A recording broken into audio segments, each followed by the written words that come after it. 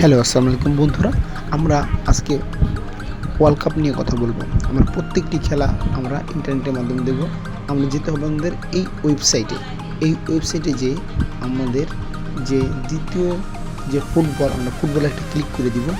Click করে দেওয়ার পরে যত সমস্ত খেলা লাইভ চলছে সব খেলা এখানে দেওয়া আছে এবং আমরা দেখব ফিফা ওয়ার্ল্ড কাপ। আমরা যখন ওয়ার্ল্ড কাপ দেখব তখন দেখব এই যে এখানে দেওয়া আছে প্রথম খেলা হবে মেক্সিকো ভার্সেস সাউথ আফ্রিকা।